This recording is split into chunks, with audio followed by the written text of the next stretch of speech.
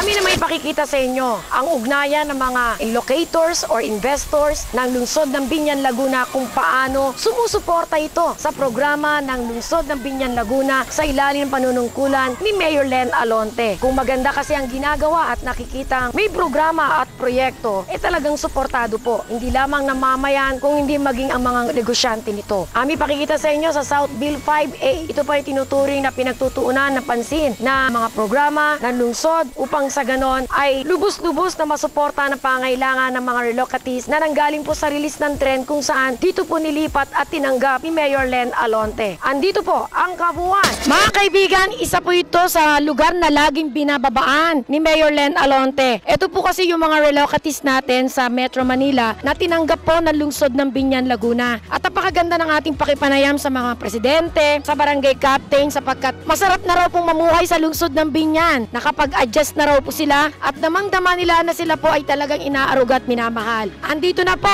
ang action woman ng Unlad Biñan, Action Biñan. Mayor, magandang gabi po. Magandang gabi, Tita Rosa, sa lahat ng nanonood ng Gabay at Aksyon. Mayor, ito po, mayroon po silang 8,000 residents po dito sa Barangay Timbao. At ang maganda rito sa dami nila na alaga at natitingnan po ng inyong pong pamamahala. Opo, kasi yan ho ang aking pangako, no, na kahit na sila ay hindi taal na taga Biñan o mga taga Parañaque man, ay it's my commitment na tulungan sila at pangangalagaan ko. At yun din ang sabi ko sa ating mabait na tito, Mayor June Bernabe, no, na hindi ko papabayaan yung kanyang mga kalungsod dito sa aming. Napansin ko, nandito na rin po eskwelahan. Meron na po tayo ditong school buildings para hindi na sila lalabas dito sa compound na ito. Kompleto tayo ng guro at magaganda bago yung ating mga facilities. Mayor, tungayan po natin bago natin pag-usapan tong isyong ito kung gaano kasaya mga bata sa kanilang paglalaro.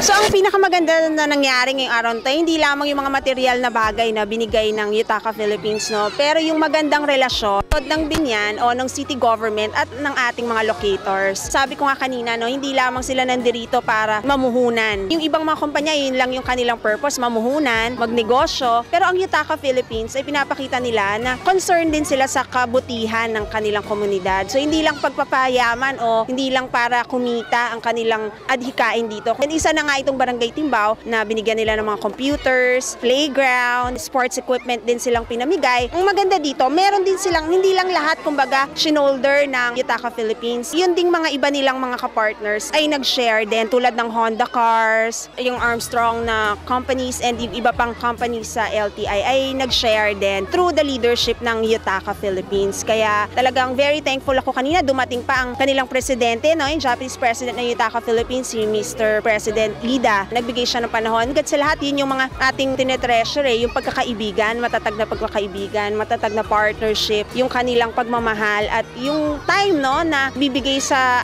amin, no, sa maliit na lungsod ng Biñan. Napakahalaga sa amin. Siyempre, bonus yung mga material things na binibigay nila.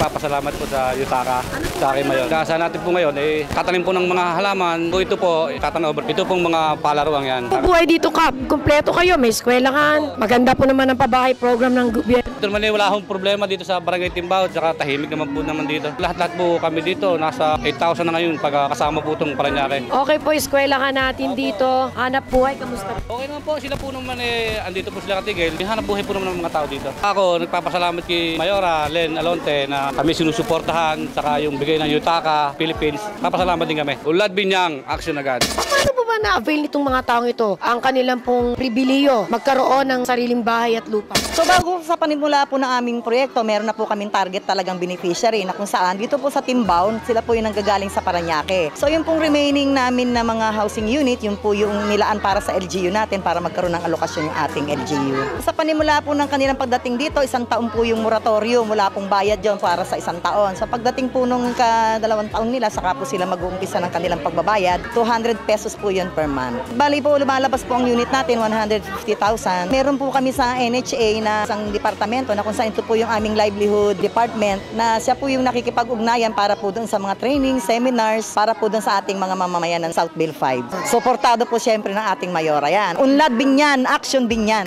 Very, very supportive po si Mayor Alonte. Sa ngayon po medyo naka-adjust na po kami. Lahat po ng mga bagay-bagay dito, natulungan na rin kami, pati ng barangay. Todong pasasalamat po sa mga nag-sponsor ng proyektong ito. Unang-una, marami pong matutulungan mga kabataan dito. Lalong-lalo na si Mayor Alonte, yung Yutaka Philippines. Sobra-sobra ho ang tuwa ng mga tao dito. Unlad Binyan, action Binyan.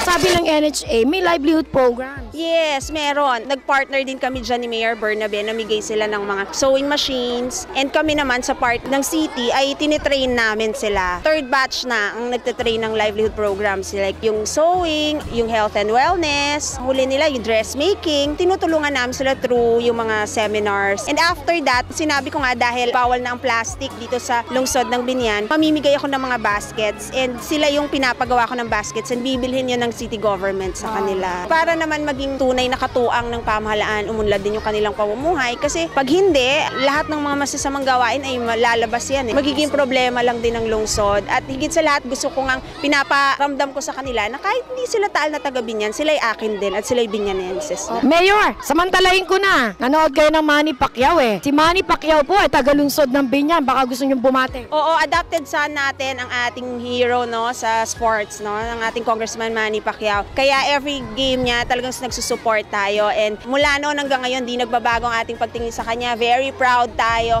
Lalo tayong nagiging proud na tayo Pinoy pag nasa ibang bansa. Nung araw nararanasan ko pag nasa ibang bansa tayo medyo may discrimination eh pag Asian ka no. Pero ngayon sa Amerika lalo na sa Las Vegas pag ikaw yung nakitang Pinoy atin. So, saludo ako sa iyo, Congressman Manny Pacquiao, ang aking kumparing napakabait at napakagaling. Congratulations at ang Binyanenses ay talagang proud na proud sa iyo. Makikita rin nila yung ating tree planting na ginawa. Gusto natin ng Binyan ay maging green, hindi lamang para sa mga kabataang ito, kundi para sa mga susunod pang henerasyon. Yan yung mga garbage bins na dinonate din. Meron dyan na nabubulok at hindi nabubulok. Tuturuan din natin ang mga mahal nating kababayan dito sa Barangay Timbao, dito sa Southville 5, na matuto mag-segregate. Yan ay libre, sa bawat bahay ay lalagyan.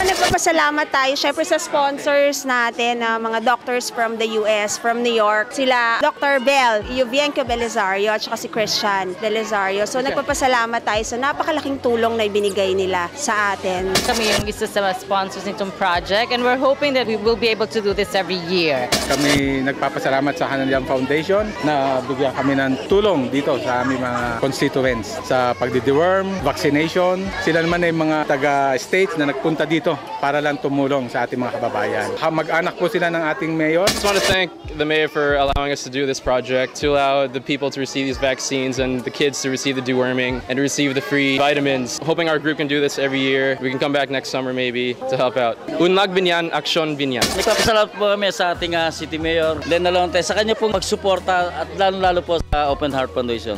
Unlad Binyan, action Binyan. Kami po ay nagbibigay ng purga sa 200 bata from 2 years old hanggang 5 years old.